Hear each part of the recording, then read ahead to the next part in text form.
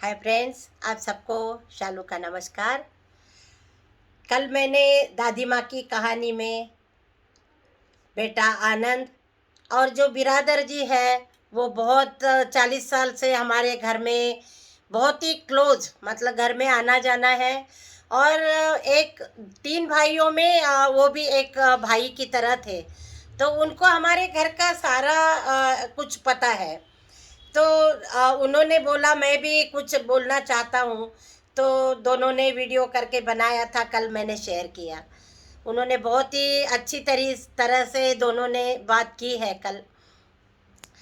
और आगे मैं बताना चाहती हूँ, मैं 89, 90, 91 तक आ गई थी।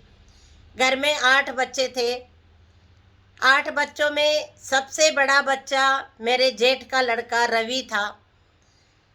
रवि को एक्सीडेंट के बाद उसके जब फादर सीरियस थे, उस समय उसको कर्नाटक भवन में जॉब लग गई, गवर्नमेंट जॉब लग गई। उसके पापा की बड़ी इच्छा थी कि मेरे छोटे बेटे को नौकरी मिल जाए, तो उसके हिसाब से छोटे भाई ने थोड़ा प्रयत्न किया और उसको कर्नाटक भवन में जॉब लग गई। तो उसके बाद थोड़ा 1-2 साल बाद फिर टाइम निकल गया और फिर उसकी 91, 92 में जॉब लगी हुई थी। तो उसकी शादी हमने करने का प्लान किया।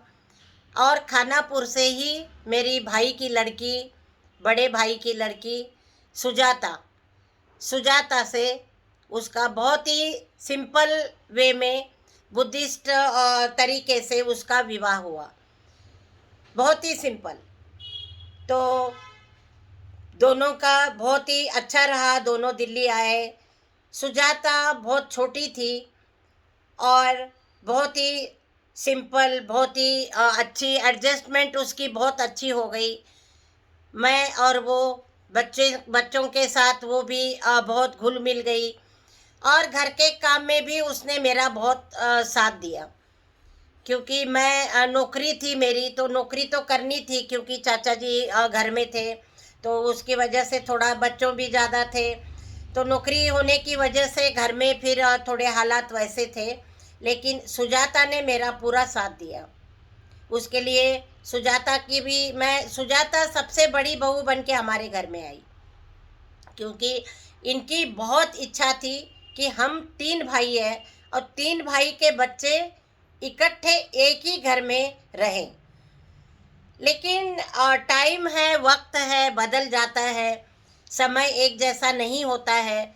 और जो इच्छा हम करते हैं, ऐसा नहीं हो सकता कि हमारी हर इच्छा पूरी हो जाए। कुछ साल हमारे साथ बहुत अच्छे से रही और फिर उनको गवर्नमेंट क्वार्टर मिल गया, कर्नाटक का भवन में ही गवर्नमेंट क्वार्टर मिल गया। लोग भी तो ज़्यादा ही थे, लेकिन जब तक रही बहुत अच्छे से रही, बहुत ही समझदार और बहुत ही कष्ट उसने लिया हमारे घर में, बहुत काम किया मेरे साथ, हाथ पूरे काम में उसने मेरा हाथ बटाया। तो थैंक यू सुजाता, अगर सुन रही होगी तो तुम्हारा मैं बहुत धन्यवाद करना चाहती हूँ, क्योंकि परिवार आगे बढ़ाने में जिन्होंने मेरा साथ दिया उनको मैं लाइफ लॉन्ग, मैं ज़िंदगी, अपनी ज़िंदगी तक मैं कभी नहीं भूलूंगी। उसके बाद वो गवर्नमेंट क्वार्टर मिल गया और फिर वो वहाँ दोनों शिफ्ट हो गए। इस बात का भी इनको थोड़ा असर हो गया कि नहीं, 3 भाई के बच्चे इकट्ठे चाहिए थे। तो चलो खैर, दिल्ली में ही था, आना जाना था, रिलेशन भी अच्छा था, ऐसा कुछ नहीं कि लड़ाई झगड़ा करके अलग हो गए या कुछ, लेकिन थे, आना जाना था। वो भी आती थी, हम लोग भी जाते थे वहाँ पे, तो बहुत अच्छे से चल रहा था। उसके बाद 94 आया। 94 में मोनालिसा 10th पास हो गई थी। और इनका और शिंदे जी का बहुत ही बचपन से, मतलब लंगोटी दोस्त थे, एक ही बोर्डिंग में और एक ही साथ उन्होंने स्कूलिंग की थी, बहुत ही जिगरी दोस्त। और जब बच्चे बड़े हो गए, मेरी बेटी बड़ी हो गई, उनका बेटा विनय कुमार शिंदे सबसे बड़े थे। उससे बड़ी दीदी थी दया, लेकिन अभी नंबर इसी का था शादी का। तो भाई बहन दोनों की दोनों ही बड़े हो गए थे। उनकी बहन गीता गीता शिंदे, उसको भी बीएससी एमएससी उसने कर लिया था। और उसके बाद फिर दोनों भाई बहनों की शादी इकट्ठी करने का उन्होंने प्लान किया। तो उसमें मैंने स्पेशली मोनालिसा के लिए मेरा मन था कि मैं विनय के साथ इसकी शादी करूं, क्योंकि एक ही घर में माहौल और ये सब मुझे पता था कि उनके घर में क्या है, हमारे घर में क्या है। और ऐसे घर में बेटी देने में मुझे बिल्कुल भी वो नहीं लगा कि बेटी कहीं और अलग घर में जाएगी, क्योंकि बिल्कुल भाई जैसे थे, दोनों ही भाई जैसे। तो अच्छा रिश्ता था। उनकी वाइफ गंगूबाई बहुत ही सिंपल सीधी और बहुत ही अच्छे विचारों की, बहुत कष्टालु, मतलब बहुत ही मेहनती, और पूरे परिवार को अच्छे से जोड़ के रखने में उसका बहुत साथ था। तो मोनालिसा खैर छोटी ही थी, लेकिन जब हमने भी सोचा कि भाई 4 लड़कियां तो थी और लड़का भी इंजीनियर हो गया था, तो मैंने ही थोड़ा वो करके विनय के साथ उसकी हमने शादी फिक्स की। और 1994 में मोना की शादी हो गई, मोनालिसा की शादी हो गई। मोनालिसा को कुछ काम नहीं आता था, कुछ खाना बनाना नहीं आता था, कुछ भी नहीं आता था, लेकिन हर काम वो वहाँ जाके उसके सास ने, जो मम्मी है उसकी, उसने उसको सब काम सिखाया। एक तरह से दुख भी हो गया कि बहुत छोटी उम्र में हमने शादी कर दी, लेकिन क्या करते, हालात भी ऐसे थे, टाइम भी ऐसा ही था। तो शादी मतलब ऐसा नहीं लगा कि वो शादी करके किसी और पराए घर में जा रही है। अपना ही घर था वो। जब भी हम जाते थे वहाँ रहना, वो लोगों भी हमारे घर में आना, दिल्ली आना, रहना। तो एक ही परिवार था हमारा।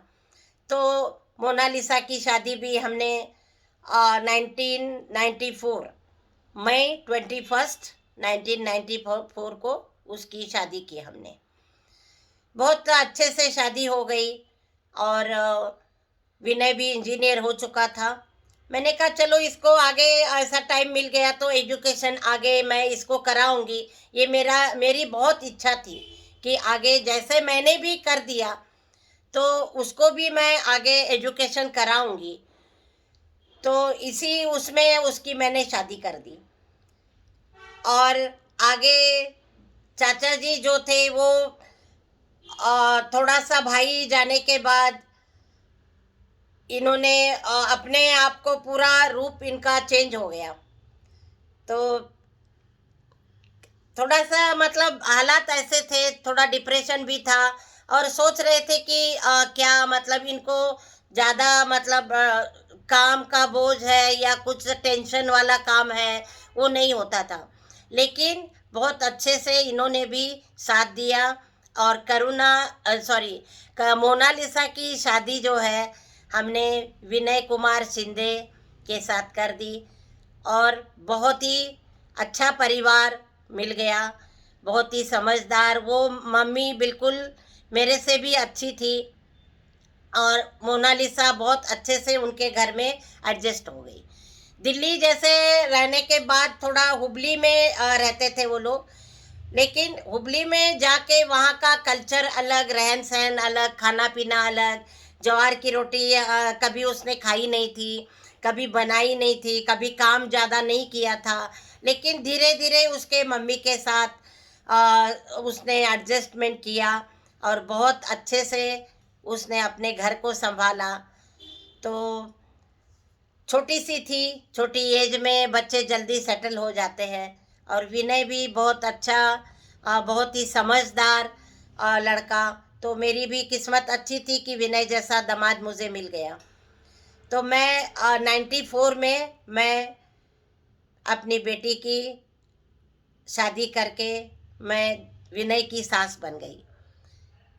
और चाचा जी भी मतलब मेरे पति भी बहुत ही खुश हो गए, शादी बहुत अच्छे से हो गई। इसके आगे की कहानी, फिर आगे क्या हुआ, कैसे हुआ लाइफ में, एक लड़की की शादी हो गई। तो धीरे धीरे देखिए चक्र चलता रहता है, घर के काम कुछ नहीं रुकते, किसी के जाने से कुछ नहीं रुकता है, जिंदगी चलती रहती है। तो ऐसे ही शादी दिन बच्चे भी बड़े हो गए धीरे धीरे। रवि की नौकरी लग गई, शादी हो गई। उसके बाद मोनालिसा की शादी हो गई, 2 साल बाद ही मोनालिसा की शादी हो गई। और फिर धीरे धीरे टाइम निकलता रहा, उसके आगे की कहानी फिर मैं आपको कल सुनाऊंगी। तब तक के लिए नमस्कार।